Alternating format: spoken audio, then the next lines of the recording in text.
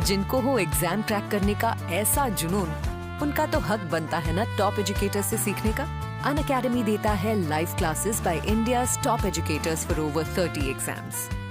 Unacademy, let's crack it. Question number 9 है, उसको solve करने जा रहे हैं। तो एक बार आपका ध्यान इधर होना चाहिए। क्वेश्चन 9 की कंडीशन पढ़कर हम इसको सॉल्व कर देंगे। तो देखिए यहाँ पर यदि राम रुपये 4000 छिन्नू 18 महीने के लिए 12/1/2% वार्षिक दर पर उधार लेता है और ब्याज अर्धवार्षिक रूप से संयोजित है, तो ज्ञात कीजिए राम कुल कितनी राशि प्राप्त करेगा। अर्धवार्षिक रूप से संयोजित होने पर कुल राशि मतलब ये ज्ञात करना है। ठीक है, तो यहाँ पर देखिए अर्धवार्षिक रूप से संयोजित होने पर सबसे पहले अपन लिखेंगे यदि ब्याज अर्धवार्षिक रूप से हो तो अर्धवार्षिक रूप से होने पर क्या होता है कि समय हो जाता है दुगुना और दर हो जाती है आधी।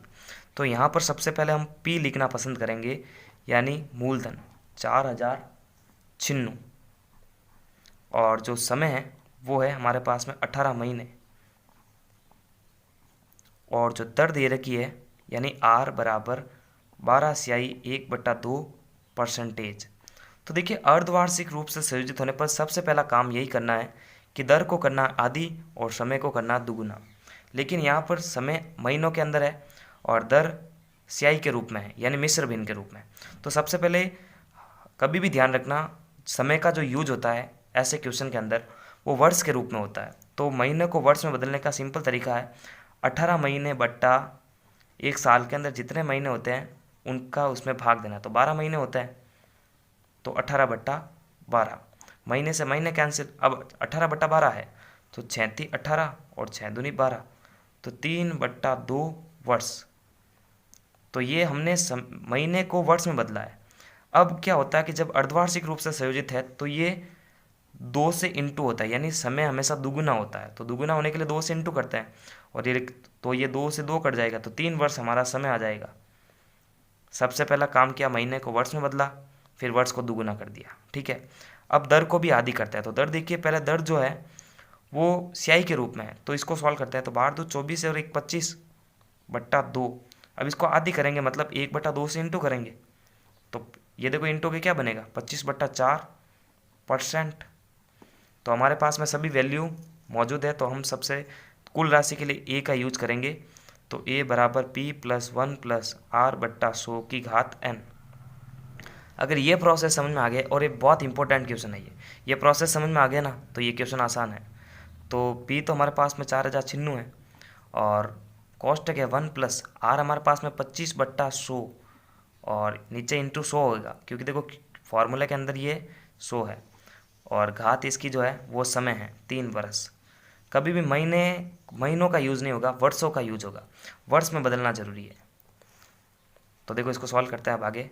4000 छिन्नू इंटू 1 + 25/400 और 3 वर्ष। ठीक है, तो देखो यहाँ पर इसको सॉल्व करने का तरीका क्या है, एक बार आपको सीख लेना चाहिए। कभी भी देखो इसको जो है इसमें जोड़ देना है और अंश बटा हर में लिख देना है। ये तो हमेशा नीचे रहेगा, ये यहाँ पर जो चीज़ आ गई वो यहाँ पर ही आएगी वापस। तो देखो 400 तो 400 रहेगा, बस 400 को 25 के अंदर जोड़ देना है, यानी ये हर और अंश को जोड़कर ऊपर लिखना है अंश में, और हर को वही लिखना है। तो 400 और 25 कितना होगा 425, और घात इसकी 3 है। सिंपल है, ये तरीका रखना आपने को। ये पूरा लसब अगर लेके सॉल्व करेंगे तो समय बहुत ख़राब होगा। तो यहाँ पर देखो इसकी कैलकुलेशन हम करते हैं।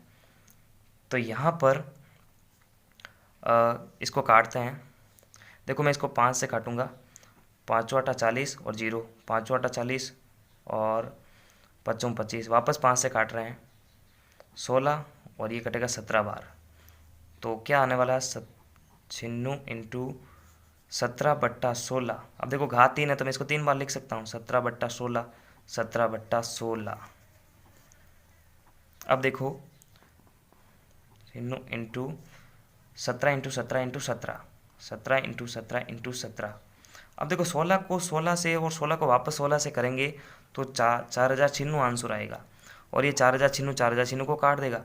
अब 17 को 17 से 3 बार गुणा करने पर जो रिजल्ट आएगा वो आएगा 49 13। यानी 4,913 रुपये जो है कुल धनराशि होगी। तो ये हमारा आंसर निकल जाएगा। तो पूरे चैप्टर की प्लेलिस्ट की लिंक आपको वीडियो के डिस्क्रिप्शन बॉक्स में मिलेगी, वहाँ जाके आप बैक टू बैक सारे वीडियोस देख सकते हैं। तब तक के लिए लाइक, सब्सक्राइब और शेयर करें।